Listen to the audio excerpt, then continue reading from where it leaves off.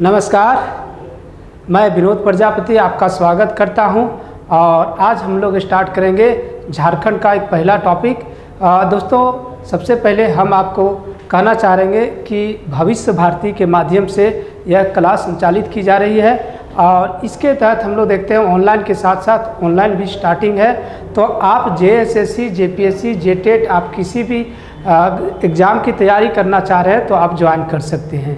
तो चलिए आज हम लोग स्टार्ट करते हैं झारखंड। और झारखंड की जो पहला टॉपिक है वह हम लोग देखेंगे झारखंड का नामकरण। दोस्तों, हम लोग ये कहना चाहेंगे कि झारखंड का बात करते हैं तो इसकी आज नामकरण अथवा सोर्स ऑफ झारखंड हिस्ट्री के विषय हम लोग चर्चा करेंगे। यानी ये झारखंड इतिहास जो लिखी गई है वो किस सोर्स के बेसिस पर लिखी गई है। जो इतिहासकार है वो विभिन्न ग्रंथों के माध्यम से जो विभिन्न अभिलेख है जो पाया गया उसी के आधार पर जो सो इतिहास की रचना की जाती है। दोस्तों, सबसे पहले ये कहना चाहेंगे कि जो ये हमारा जो झारखंड है वो काफ़ी पुराना है। वह हम लोग देखेंगे जब हम लोग ज्योग्राफी पढ़ाएंगे तो हम लोग देखेंगे कि यह हम लोग देखेंगे गोंडवाना लैंड का एक भाग है। जो हम लोग देखेंगे पॉलिटिकल के अकॉर्डिंग देखेंगे तो स्टार्टिंग में यह बंगाल प्रांत के अधीन हुआ करता था। फिर बाद में हम लोग देखेंगे कि यह जो बिहार, बंगाल से बिहार अलग हुई तो एकीकृत बिहार के अंदर ये झारखंड राज्य समाहित थी। बाद में हम लोग देखेंगे 15 नवंबर 2000 ईस्वी को यह झारखंड राज्य पुनः बिहार से अलग हुई और 28वां राज्य के रूप में एक स्थापित हुई। और 15 नवंबर हम लोग इसलिए ये चयन किए गए कि क्योंकि इस दिन हम लोग देखते हैं भगवान बिरसा मुंडा का जन्म स्थान है। तो 28वां राज्य के रूप में गठन हुई थी। तो इसके इतिहास के विषय में हम लोग टोटली अध्ययन करेंगे। ये झारखंड क्षेत्र का नामकरण के विषय में आज हम लोग का टॉपिक है। तो स्टार्टिंग करते हैं। टॉपिक क्या है, आप अपना जो सो कॉपी और कलम लेकर के रखेंगे और साथ में इसको नोट करते जाएंगे। ऐसे जिन जिन व्यक्ति जो ज्वाइन करेंगे उनके लिए सारे नोट्स अवेलेबल मिल जाएगी, एक बंच में मिल जाएगी, साथ में PDF के रूप में वहाँ मौजूद रहेगी। तो स्टार्ट करते हैं दोस्तों। क्या है टॉपिक हमारी, तो हम लोग देखते हैं झारखंड का नामकरण अथवा स्रोत यानी सोर्स ऑफ झारखंड हिस्ट्री। इसमें सबसे पहला हम लोग बात करेंगे झारखंड की जो एक सामान्य जो अर्थ निकलता है, जो परिभाषा है, वह हम लोग देखेंगे कि झारखंड जो है वह झारखंड दो शब्द से बना है। क्या है, तो झारखंड दो शब्दों से बना है। एक हम लोग देखेंगे झार और दूसरा खंड। दोस्तों, झार का मतलब क्या हो गया, झार का मतलब हो गया जंगल, झाड़ मतलब वन, वन छोटी छोटी वन यहाँ पर पाया जाता है। तो यह हो गया आपका झार। और झार का मतलब हो गया वन अथवा जंगल, जंगल है ना, अथवा इसको झाड़ी कह सकते हैं। और खंड मतलब होता है भूभाग, ये यहाँ लिख दिए हैं भूभाग। और ये झार और खंड से मिलकर बना है वन प्रदेश, मतलब वैसा भूभाग जिसमें जंगल झाड़ से परिपूर्ण है, भरा पड़ा है, उसी प्रदेश का नाम, उस प्रदेश का नाम हो गया झारखंड। दोस्तों, हम लोग बात करेंगे बहुत साल पहले तो झारखंड में काफ़ी अधिक जंगल हुआ करता था। आज भी हम लोग देखते हैं 29% से अधिक है। लेकिन इसके पहले हम लोग 50% से हम लोग देखते हैं झारखंड एक वन प्रदेश के रूप में स्थित था। तो ये हम लोग देख लिए झारखंड का अर्थ हो गया आपको वन प्रदेश। नेक्स्ट बात करेंगे दोस्तों तो ये नामकरण अथवा स्रोत की बात करेंगे। ये नामकरण एवं स्रोत इसीलिए लिखे हैं चूँकि यहाँ दोनों चीज़ का यहाँ पर डिस्कस हो जाएगी इसके अंदर। तो स्रोत हम लोग बात करते हैं तो झारखंड इतिहास की स्रोत की बात करते हैं तो इसको 3 पॉइंट में हम लोग देखेंगे।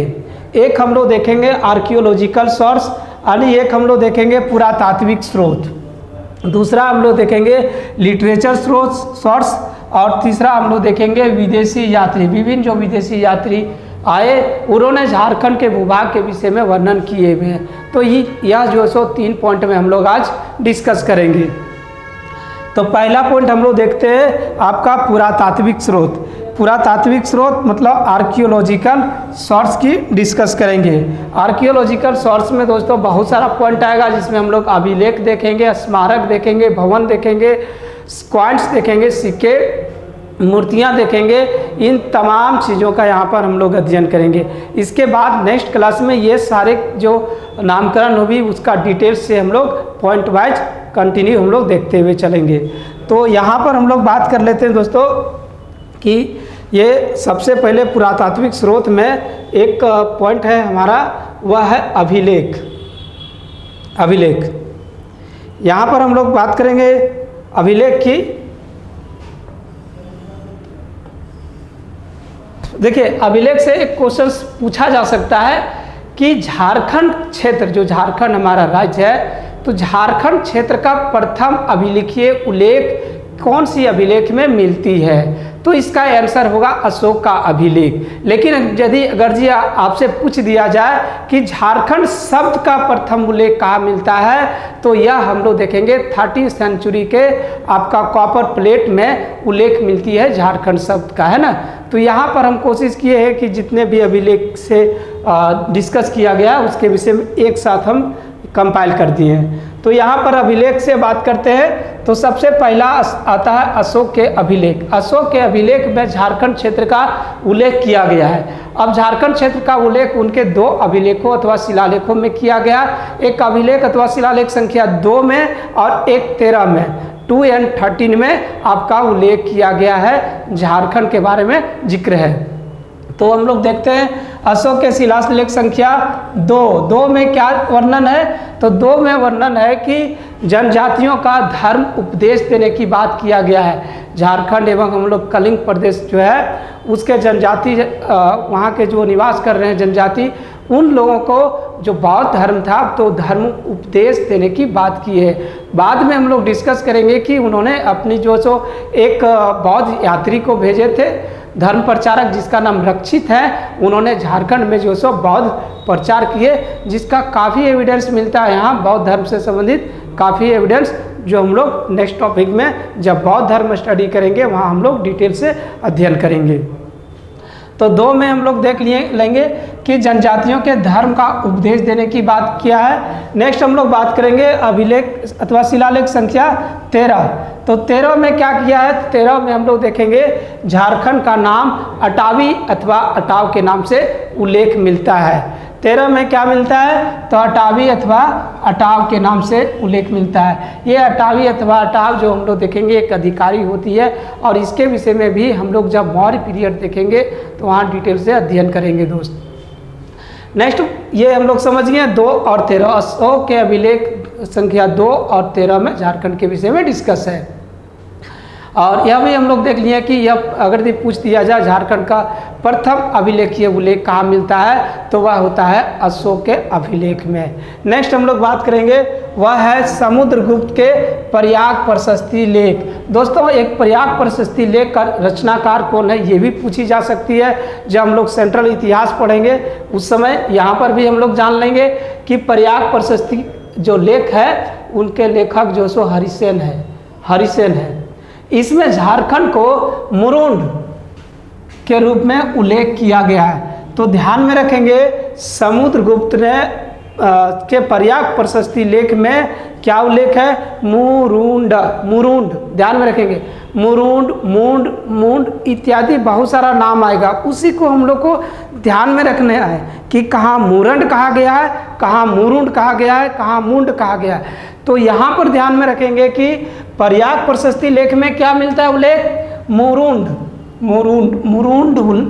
उल्लेख मिलता है प्रयाग प्रशस्ति लेख में। झारखंड का नाम मुरुंड।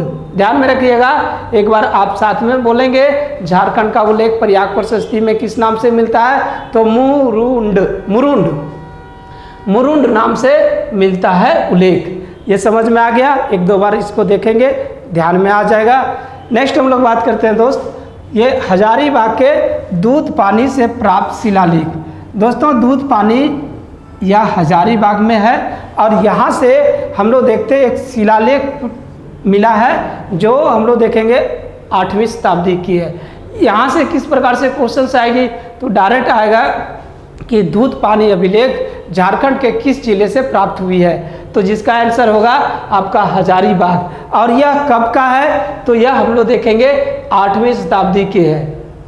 इसमें भी झारखंड के विषय में टोटली डिस्कस किया गया, जो हम लोग नेक्स्ट टॉपिक में डिस्कस करेंगे। नेक्स्ट हम लोग बात करेंगे कवि गंगाधर का प्रस्तर शिलालेख। यह गोविंदपुर से प्राप्त हुआ है। गोविंदपुर कहाँ है दोस्त? तो यह हम लोग देखेंगे धनबाद में है, धनबाद में है। कवि गंगाधर, ध्यान में रखिएगा, कवि गंगाधर का प्रस्तर शिलालेख, यह जो है सो गोविंदपुर से प्राप्त हुआ है, जो धनबाद से है, और यह जो है वह 14वीं शताब्दी के हैं। तो ये भी पूछी जा सकती है कि कवि गंगाधर का जो शिलालेख झारखंड क्षेत्र से प्राप्त हुई है, धनबाद से प्राप्त हुई है, वह कब का है? तो ध्यान में रखेंगे वह 14वीं शताब्दी का है, यानी 14th सेंचुरी का है। इसमें बात करते हैं तो हजारीबाग एवं धनबाद के मान राजाओं का उल्लेख मिलता है। तो हम लोग क्या देखें यहाँ पर, कवि गंगाधर का जो गोविंदपुर आपका प्रस्तर लेख है, उसमें जो सो हजारीबाग और धनबाद के मान राजाओं का वंशावली का जिक्र किया गया है, उल्लेख किया गया है दोस्तों। नेक्स्ट हम लोग देख लेते हैं 13वीं सदी के ताम्रपत्र लेख में पहली बार झारखंड शब्द का उल्लेख मिलता है, पहली बार झारखंड शब्द का उल्लेख मिलता है। तो इसके पहले भी हम डिस्कस कर चुके थे कि अगर यदि आपसे पूछ दिया जाए कि झारखंड क्षेत्र का प्रथम अभिलेखीय उल्लेख, तो आप अशोक का अभिलेख आंसर देंगे। लेकिन अगर यदि आपसे क्वेश्चन पूछ दिया जाए कि झारखंड शब्द का प्रथम अभिलेखीय उल्लेख, तो इसका आंसर होगा 13वीं सदी के ताम्रपत्र लेख। और इसके विषय में जो डिस्कस मिलता है वो नरसिंह द्वितीय की शिलालेख है, जो गंग राजा की होती है, उसके विषय में हम लोग आगे इसी पीपीटी में दे दिए हैं, जिसको आगे हम लोग डिस्कस करेंगे।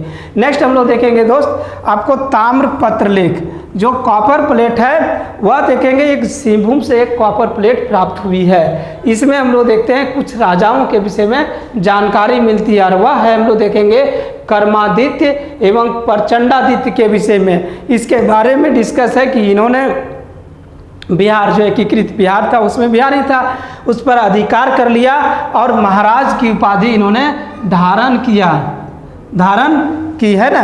तो यहाँ से क्वेश्चन आ सकता है दोस्त कि कर्मादित्य अथवा हम लोग प्रचंडादित्य का उल्लेख किस अभिलेख में मिलती है? तो यह हम लोग देखेंगे ताम्रपत्र लेख, जो आपका सिंहभूम जिले से मिला है।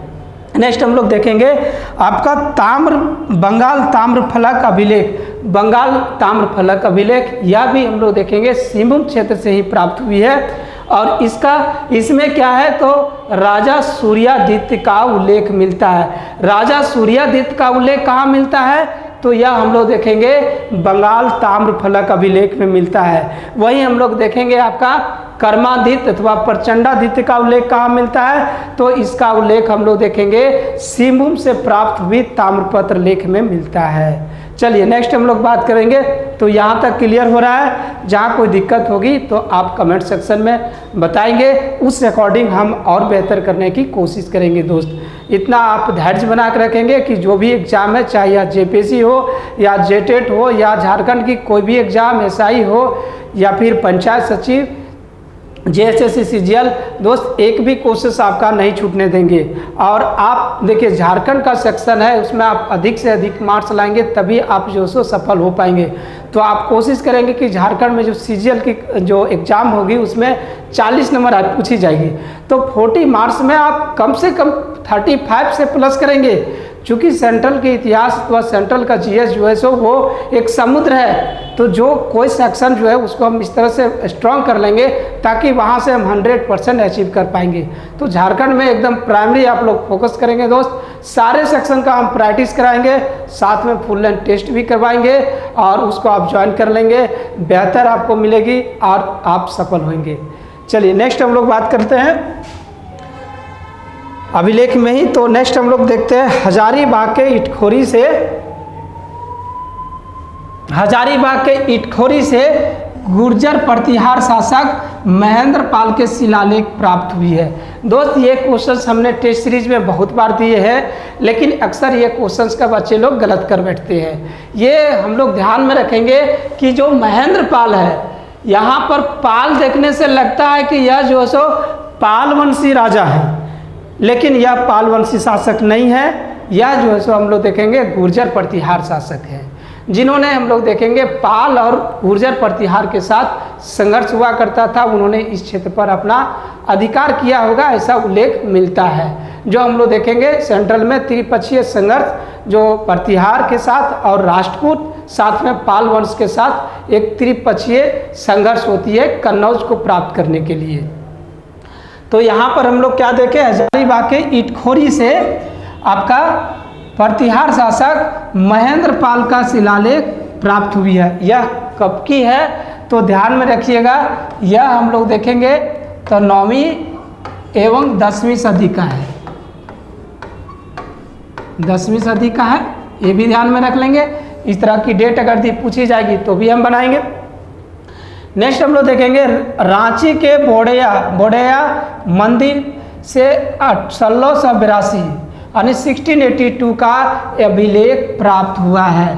तो ये हम लोग यहाँ पर डिटेल्स देखेंगे। बोड़िया जो राधा कृष्ण मंदिर है, इसके विषय में हम लोग झारखंड के इतिहास जब आगे जाएंगे तो टोटली यहाँ पर अध्ययन हम लोग करेंगे। यहाँ पर अभी ध्यान में रखेंगे कि बोड़िया के जो मंदिर है वह रांची में स्थित है और यहाँ से एक अभिलेख प्राप्त हुई है।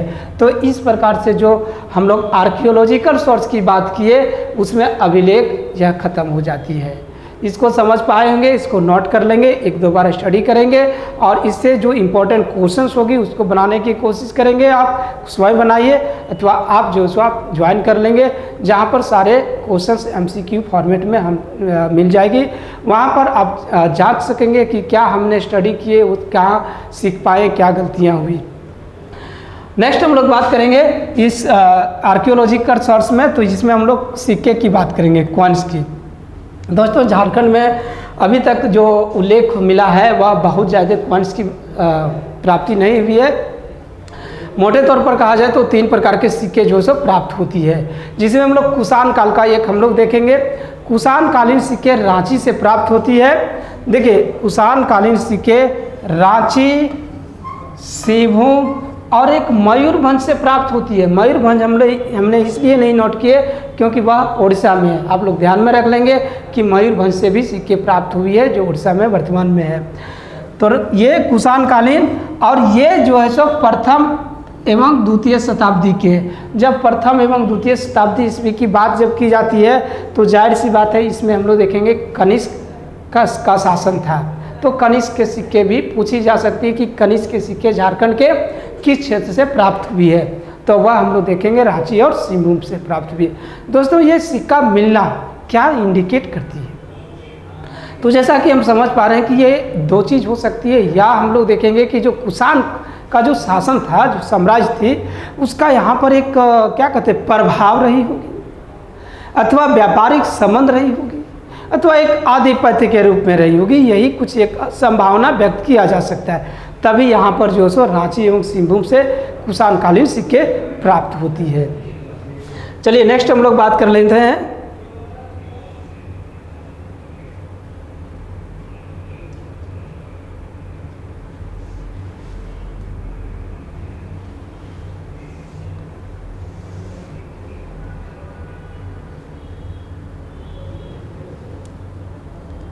और यह हम लोग देखेंगे रोमन सिक्के।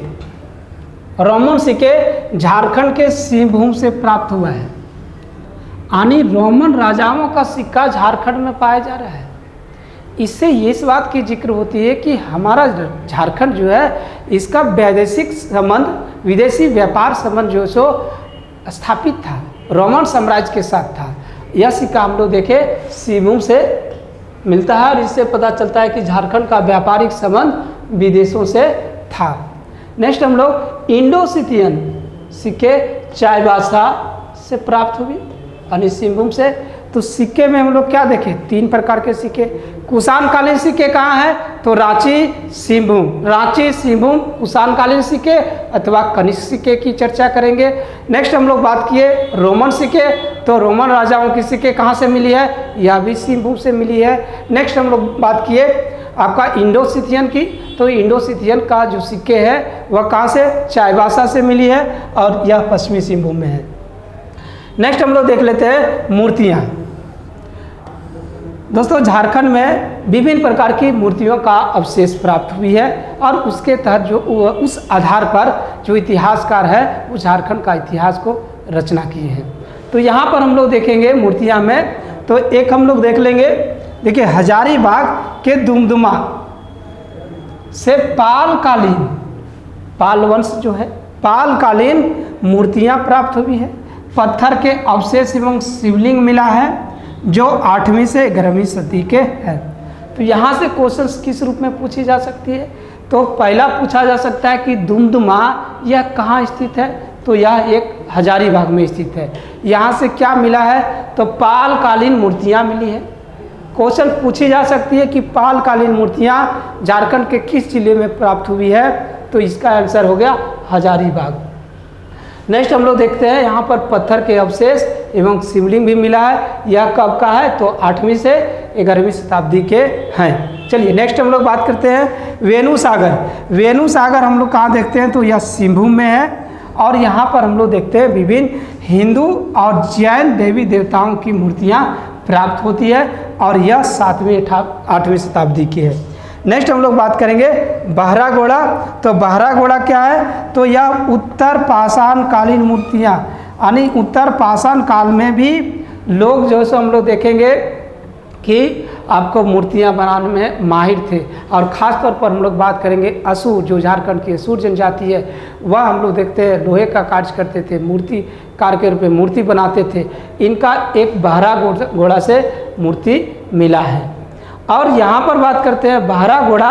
बहरागोड़ा को असुर सभ्यता का केंद्र माना जाता है। ध्यान में रख लेंगे, असुर सभ्यता का केंद्र कहाँ माना जा रहा है? तो बहरागोड़ा को माना जा रहा है। चलिए नेक्स्ट हम लोग देखते हैं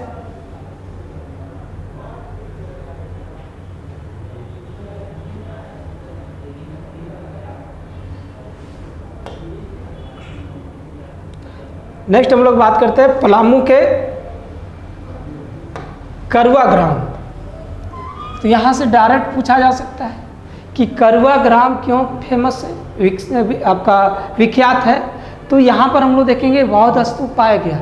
अब ये बौद्ध स्तूप जो हम लोग देखेंगे, शायद हम लोग सारनाथ या हम लोग देखेंगे आपको सारनाथ या फिर कौशाम्बी का हम लोग देखेंगे, उसके तर्ज पर इसका डिज़ाइन किया गया। वो उसका हम लोग डिस्कस नेक्स्ट जो टॉपिक है उसमें कर देंगे। यहाँ हम लोग ध्यान में रखेंगे कि पलामू के करवा ग्राम से बौद्ध स्तूप प्राप्त हुई है, बौद्ध स्तूप प्राप्त हुई है। नेक्स्ट हम लोग खूंटी के बेलवा दाग से बौद्ध विहार प्राप्त हुई है। तो बौद्ध स्तूप की चर्चा किया जाता है तो कहाँ से? करवा ग्राम से है, जो हम लोग देखते हैं पलामू में है, बौद्ध स्तूप प्राप्त हुई है। वहीं खूंटी के बेलवा दाग है, यहाँ से बौद्ध विहार की प्राप्ति होती है। नेक्स्ट हम लोग देखेंगे हजारीबाग के परचारू पर्वत। हजारीबाग जिले में एक परचारू पर्वत है, जहाँ पर हम लोग देखते हैं मचकुंद ऋषि के गुफा प्राप्त हुए हैं। मचकुंद ऋषि का गुफा प्राप्त हुआ है। तो मचकुंद ऋषि का गुफा कहाँ प्राप्त हुई है? हजारीबाग से प्राप्त हुई है। हजारीबाग में कहाँ पर? तो यह हम लोग देखेंगे परचारू पर्वत। परचारू पर्वत क्वेश्चन पूछा जा सकता है कि झारखंड के किस जिले में परचारू पर्वत स्थित है? तो उसका आंसर होगा हजारीबाग। नेक्स्ट हम लोग धनबाद के इचागढ़ एवं हजारीबाग के सूर्य कुंड, यानी धनबाद के इचागढ़ और हजारीबाग के सूर्य कुंड से बौद्ध मूर्तियाँ प्राप्त हुई है। बौद्ध मूर्तियाँ कहाँ से प्राप्त हुई है? तो धनबाद के इचागढ़ से और आपको हजारीबाग के सूर्य कुंड जाएंगे तो वहाँ पर हम लोग देखेंगे गर्म जल कुंड है, जो भारत की सबसे अधिक तापमान वाला आपका गर्म जल कुंड है। यह हम लोग देखेंगे बरही अथवा बरकट्ठा में स्थित है। नेक्स्ट हम लोग देखेंगे भवन अथवा स्मारक। तो ये हम लोग मूर्तियाँ खत्म हो जाती है। नेक्स्ट हम लोग देखेंगे कुछ स्मारक जो यहाँ पर हमने डिजाइन किए हैं, इसका डिटेल्स भी हम लोग देखेंगे। स्मारक की बात करते हैं तो एक कुंदा किला जो काफ़ी फेमस है, यह चतरा में है, यह मुगल कालीन किले हैं। चतरा में कहाँ है? तो प्रतापपुर में है। और वहीं कलुआ पहाड़ किला यह हंटरगंज में है और यह चतरा में है। यहाँ एक दुर्ग का अवशेष मिला है जो मुगल कालीन है। कुल मिला के जो चतरा में 2 स्थान मिला, एक कुंदा किला और एक कलवा पहाड़, दोनों हम लोग देखेंगे मुगल कालीन है।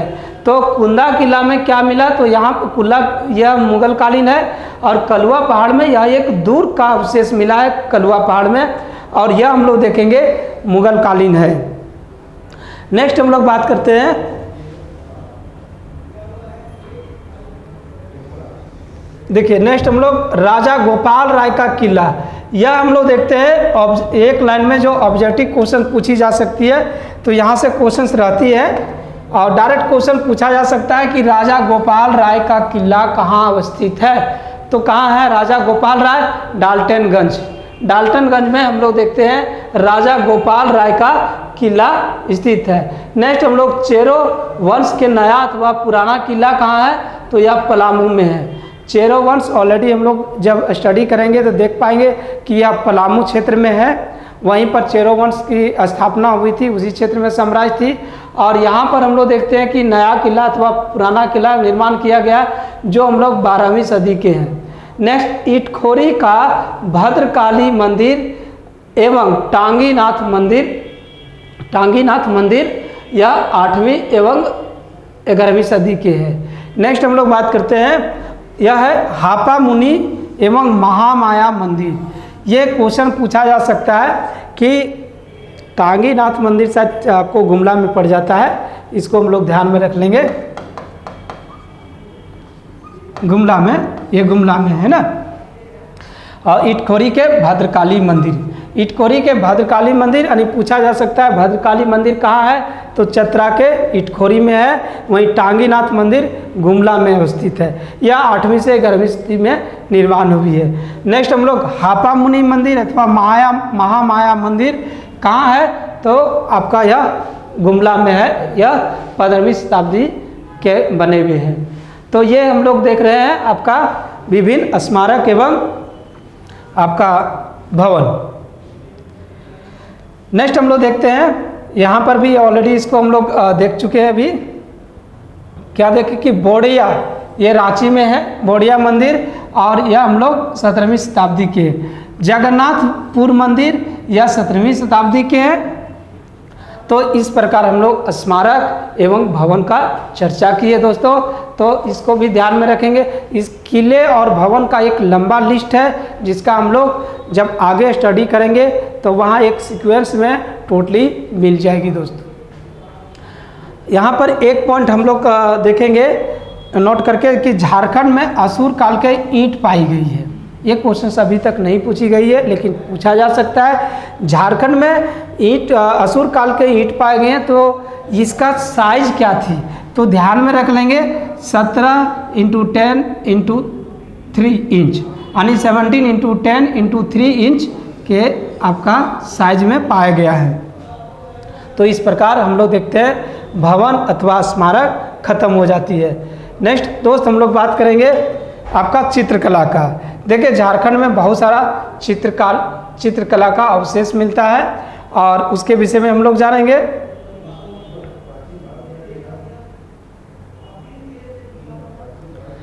तो यहाँ पर हम लोग क्या देखेंगे चित्रकला में, यहाँ पर हम लोग देखेंगे हजारीबाग के इसको, सतपहाड़, सरैया,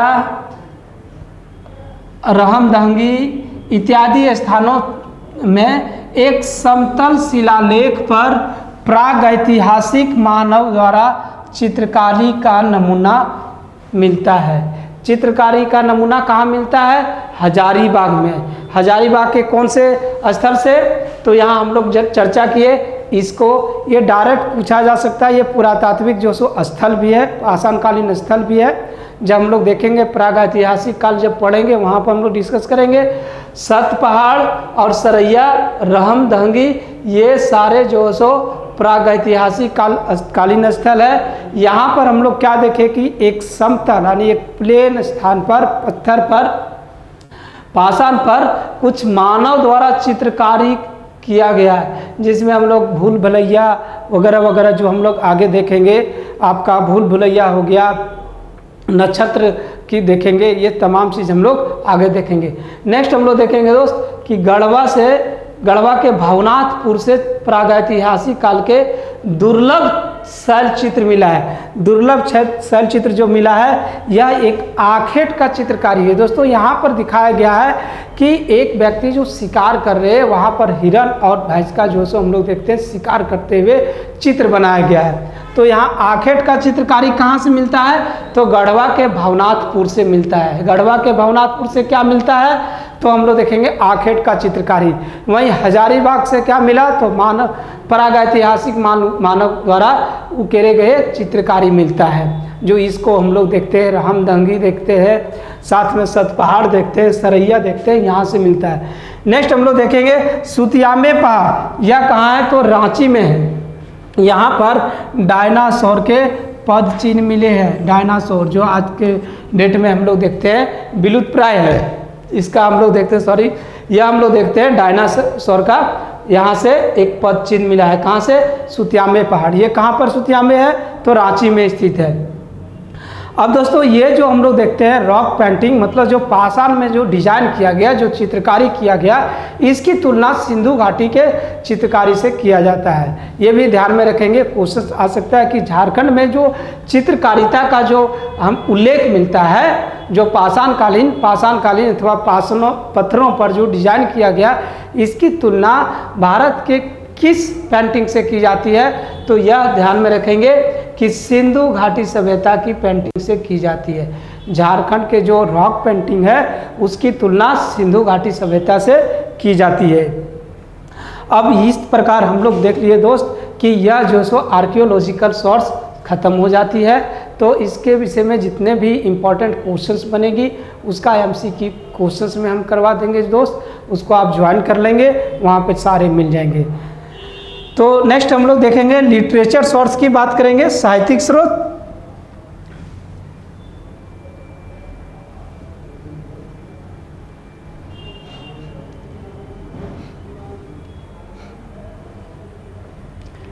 यहाँ पर हम लोग बात करते हैं साहित्यिक स्रोत। तो देखिए साहित्यिक स्रोत की जब भी बात किया जाए, यानी विभिन्न जो पुस्तक है वहाँ पर हम लोग देखेंगे झारखंड का उल्लेख किस नाम से मिलता है, क्या क्या मिलता है, ये डिस्कस करेंगे। तो जो लिटरेचर सोर्स है उसको दो भाग में डिवाइड करते हैं, एक धार्मिक साहित्य और एक गैर धार्मिक साहित्य डिस्कस करेंगे।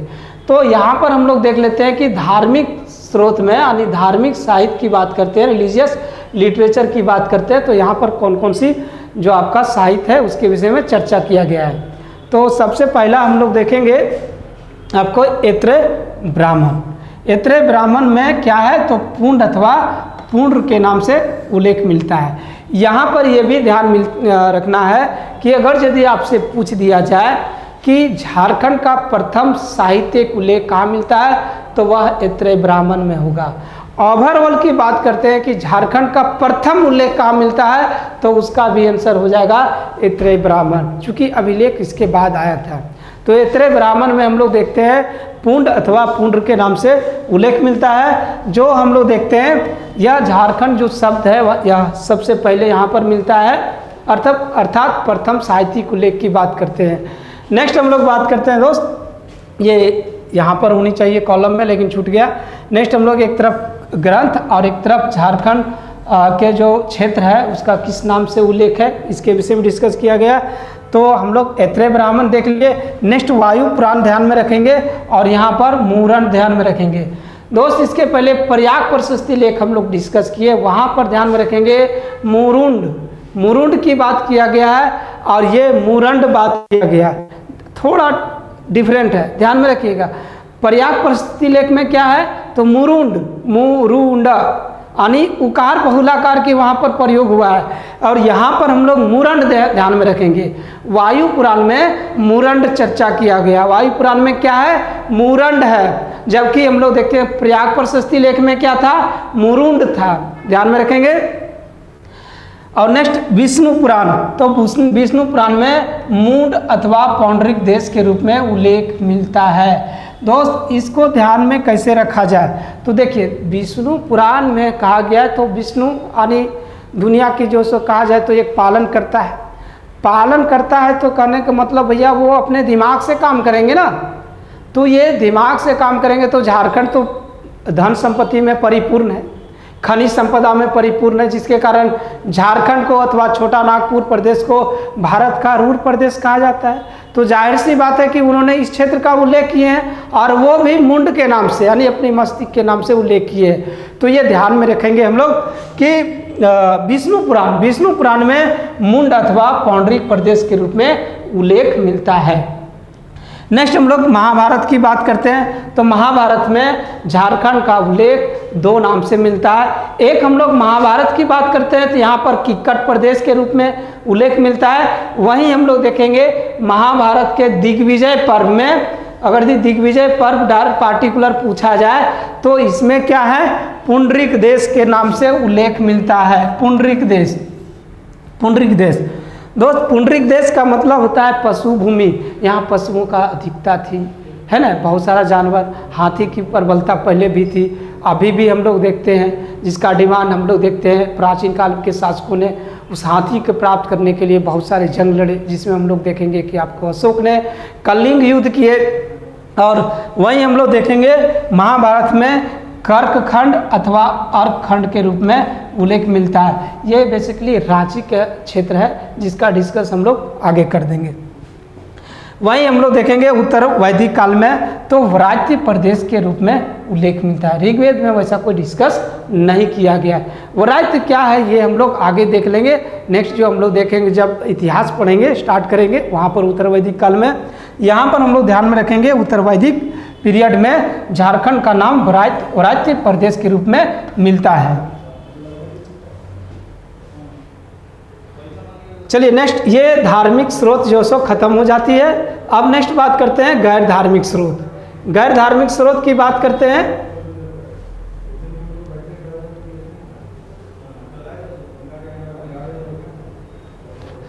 तो गैर धार्मिक स्रोत में बात करते हैं तो पूर्व मध्यकालीन जो संस्कृत साहित्य है उसमें छोटा नागपुर को कलिंग देश बताया गया है। क्या नाम बताया गया है? कलिंग देश। पूर्व मध्यकालीन के जो संस्कृत साहित्य है उसमें हम लोग देखेंगे कि आपका कलिंग देश के नाम से उल्लेख किया गया है। पूछा जा सकता है पूर्व मध्यकालीन संस्कृत साहित्य में झारखंड अथवा छोटा नागपुर का उल्लेख किस नाम से मिलता है? तो कलिंग देश के नाम से मिलता है। नेक्स्ट हम लोग देखेंगे अबुल फजल के जो पुस्तक है, उनकी 2 पुस्तक है, दोनों में अलग अलग नाम से उल्लेख किया गया है, जिसकी चर्चा हम लोग यहाँ पर करेंगे। तो देखिए अबुल फजल ने आपका आईने अकबरी में कोकरा अथवा खंकारा के रूप में